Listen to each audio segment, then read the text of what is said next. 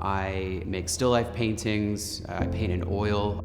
I focus on this motif in early still life painting that's called vanitas. It's basically a type of still life painting that speaks about how things are fleeting, how they're gonna pass away. So you see in a lot of those paintings, wilting flowers and hourglasses that are running out of time, things that are rotting, fruit that might be rotting. So I kind of look back at a lot of that, and I use that imagery in my own paintings, and I make what I think of as contemporary still life vanitas pictures. It really goes back to the pandemic. I wasn't able to travel anymore, and then I was just sort of painting things around the house. I went to the freezer, opened it up, like to pull whatever out of it, and I just couldn't believe how stock full the fridge was. It really struck me, and so I started making some drawings, and it ended up in a series of paintings.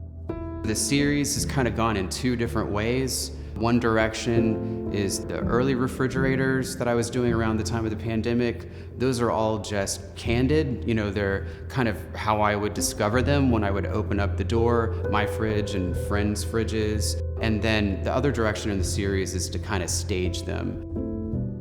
I was really into painting the logos. I wanted to render everything as faithfully as I could and get like sort of all the brand names possible confronting you at one time. And then I also, because the expiration dates on the packaging tie into that idea of early still life too, because you know that everything is gonna pass away at some point. There's kind of an expiration date on all of those objects in early still life paintings.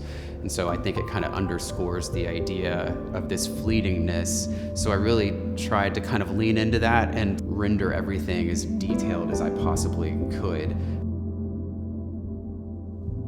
While I was here, I created a few paintings, and what I love about that mirror so much is that it speaks a lot visually about passing of time and decay, because it's a desilvering mirror, so the back of the mirror is beginning to rot, and the silver is oxidizing, so it's rusting, and it's beginning to turn black, so it's distorting the image that you see when you look through the front of the mirror. I kind of like this idea about the distortion of visual perception and the distortion of perspective. I guess maybe the reason why I love to make these meticulous paintings is I find it challenging. Like every single painting, I feel like it takes a different approach. I always try to kind of start with a certain kind of a formula, and then I normally get about halfway through the painting and things start to go wrong and I get a little lost and then I have to change track a little and use a different approach.